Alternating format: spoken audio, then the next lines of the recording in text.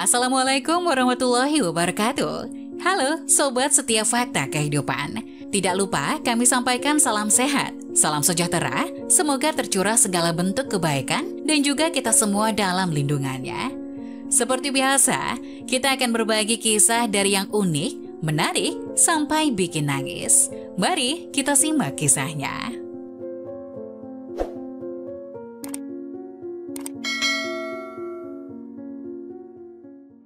Tukang ojek selingkuh dengan janda kembang dan menjadi gila. Di sebuah desa kecil yang terletak di pinggiran kota, hiduplah seorang suami istri yang bernama Budi dan Siti. Mereka adalah pasangan yang sudah menikah selama 5 tahun dan punya 2 orang anak kecil. Budi bekerja sebagai seorang tukang ojek, sedangkan Siti adalah seorang ibu rumah tangga yang rajin menjaga rumah dan merawat anak-anak mereka. Hidup mereka tidak pernah mudah. Budi bekerja keras setiap hari menjadi tukang ojek pangkalan yang rela bekerja siang malam, dalam panas atau hujan. Namun penghasilan yang ia dapatkan tidak pernah cukup untuk memenuhi semua kebutuhan keluarganya.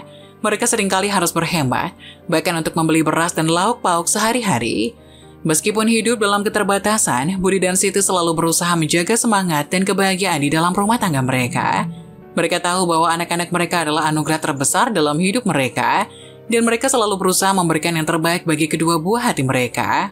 Setiap pagi, Budi akan membangunkan Siti dengan lembut dan berkata, "Selamat pagi sayang, mari kita berjuang bersama-sama untuk anak-anak." Siti akan tersenyum dan menjawab, "Iya Budi, kita pasti bisa melewati semua ini bersama-sama." Anak-anak mereka, Rina dan Adi, adalah sumber kebahagiaan yang tak tergantikan bagi Budi dan Siti. Meskipun terbatas dalam hal materi, Budi dan Siti selalu berusaha memberikan pendidikan yang baik dan mencukupi untuk kedua anak mereka. Mereka tahu bahwa pendidikan adalah kunci untuk masa depan yang lebih baik. Suatu hari ketika Budi sedang bekerja mengantar seorang penumpang ke sebuah kota besar, ia bertemu dengan seorang pria yang bicara tentang peluang kerja di sebuah perusahaan konstruksi di kota tersebut. Pria itu memberikan Budi alamat dan nomor kontak perusahaan tersebut. Budi sangat bersemangat dan merasa ini adalah kesempatan bagus untuk meningkatkan penghasilannya. Setelah Budi kembali ke desa, ia memberitahu Siti. Mereka berdua setuju bahwa ini adalah kesempatan yang harus dicoba. Namun mereka juga merasa sedih karena harus meninggalkan desa dan rumah mereka yang telah menjadi tempat tinggal selama bertahun-tahun. Akhirnya Budi dan Siti memutuskan untuk mencoba peruntungan di kota besar tersebut. Mereka meninggalkan desa juga menitipkan anak-anaknya pada neneknya. Sedangkan sepasang suami istri itu bekerja keras di tanah rantau.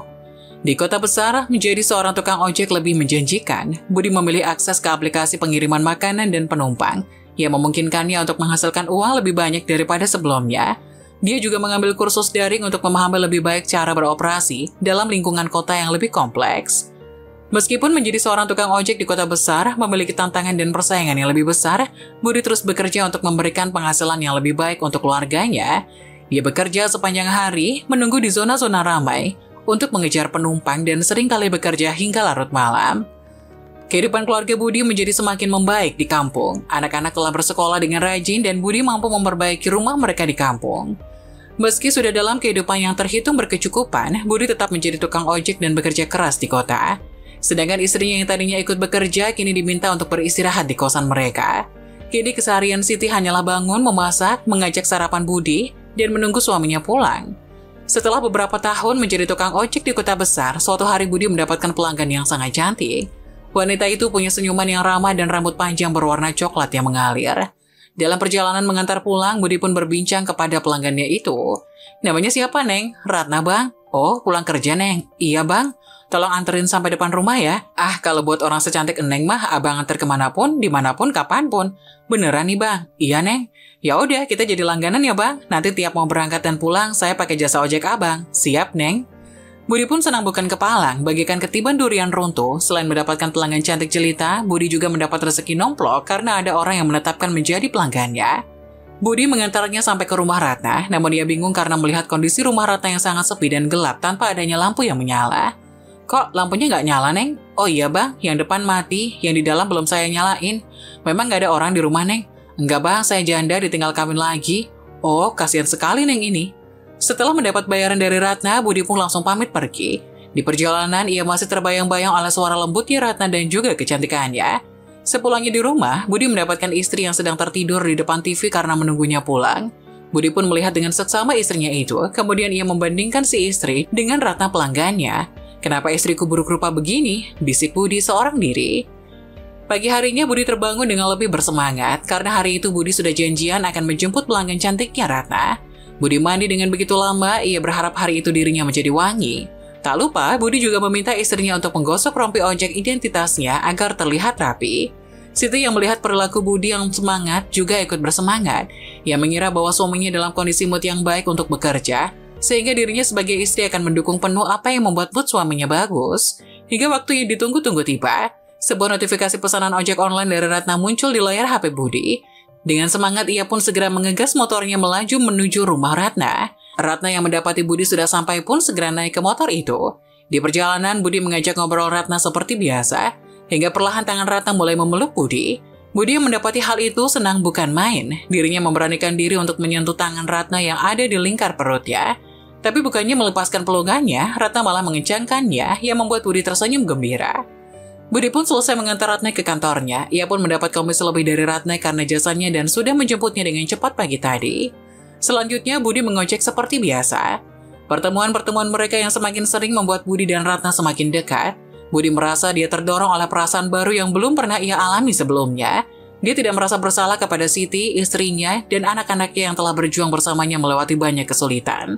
Budi juga mulai memberanikan diri untuk mampir ke rumah Ratna si janda kembang yang tinggal sendirian selepas mengantarnya pulang. Ratna juga kerap membuatkan kopi dan memijit mesra Budi di dalam rumahnya.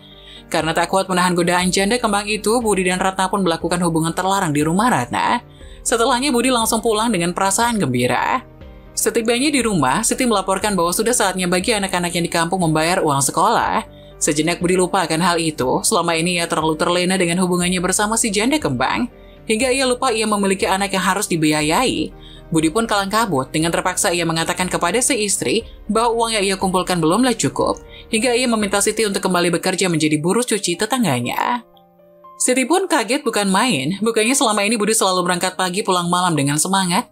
Kalau bukan untuk mencari nafkah lalu untuk apa lagi? Ditambah kini uang yang diberikan kepada Siti jumlahnya berkurang drastis. Ia tak mengira bahwa pekerjaan suaminya itu sedang sepi karena Budi tak juga menunjukkan depresi atau banyak pikiran. Hingga satu hal yang terlintas di pikiran Siti yaitu Budi main judi. Dengan berat hati pelan-pelan Siti pun menanyakan hal itu kepada Budi. "Pak, Ibu boleh tanya sesuatu?" "Ngomong tinggal ngomong, Bu. Akhir-akhir ini Bapak selalu berangkat pagi dengan senang, pulang larut dengan senang juga. Ibu ikut senang karena Bapak terlihat seperti tidak ada beban. Tapi kok uang yang Bapak kasih makin hari makin dikit ya? Apa Bapak punya utang atau Bapak main judi?" "Astagfirullah, Bu. Istighfar, jangan menuduh suamimu sembarangan. Kalau Bapak punya utang, pasti sudah ada orang sangar menagih di kosan ini. Ditambah lagi kalau Bapak main judi, pasti kita tambah miskin, Bu."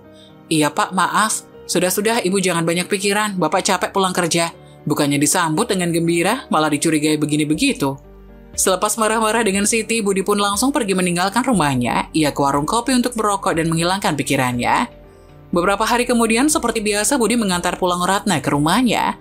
Seperti biasa pula, Budi selalu mampir ke dalam rumah Ratna. Namun kali ini raut wajah Ratna tidak seperti biasanya. Ia nampak murung seperti orang kebingungan. "Kamu kenapa sayang?" tanya Budi. "Ih ayang, Neng lagi pusing." "Pusing kenapa?" "Neng lagi butuh duit buat beli tas baru. Teman-teman yang udah punya tas baru. Di kantor juga Neng diledekin teman. Karena Neng tasnya itu-itu aja." "Oh, memang berapa harganya?" "Kalau Neng bilang, emang ayang mau beliin?" "Ya, tergantung harganya. Neng mau beli tas, harganya 10 juta aja." "Wah, mahal banget sayang. Abang gak punya uang segitu." "Masa sih gak punya? Abang udah gak sayang lagi sama Neng." "Abang masih sayang lah, tapi uang segitu mau dipakai buat bayar sekolah anak abang di kampung."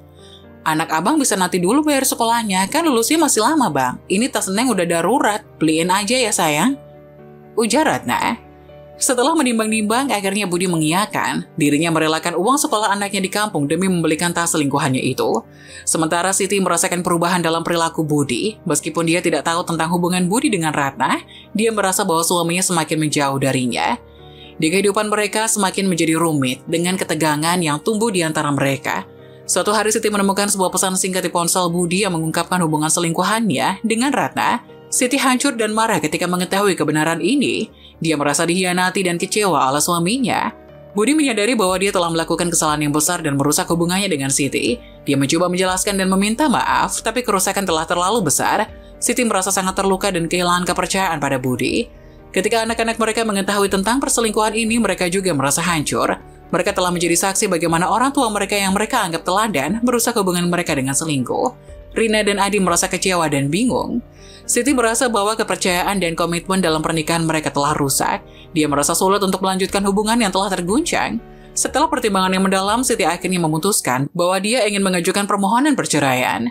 Keputusan untuk bercerai bukanlah keputusan yang dibuat dengan mudah, terutama ketika ada anak-anak yang harus dipikirkan. Rina dan Adi, anak-anak Budi dan Siti, juga merasa terkejut dan bingung dengan situasi ini. Mereka harus menghadapi perasaan kehilangan dan ketidakpastian tentang masa depan keluarga mereka. Setelah melalui serangkaian pertimbangan dan konseling pernikahan, Budi dan Siti akhirnya memutuskan untuk bercerai. Keputusan ini diambil dengan hati berat, karena mereka menyadari bahwa hubungan mereka telah terluka parah dan tidak dapat diperbaiki. Ini adalah langkah yang sulit, tapi mereka merasa ini adalah keputusan yang terbaik. Proses perceraian tidak pernah mudah. Budi dan Siti harus menghadapi berbagai tugas administratif seperti pembagian harta dan keuangan, serta membuat perjanjian tentang hak asuh dan dukungan anak-anak mereka, Rina dan Adi. Proses ini membutuhkan waktu dan usaha, tetapi mereka mencoba untuk tetap menjalani proses ini dengan sebaik mungkin untuk melindungi kepentingan terbaik anak-anak mereka. Setelah perceraian itu, rupanya Budi malah menjadi terpuruk dan galau. Dirinya menjadi tidak semangat bekerja hingga akhirnya menjadi pengangguran.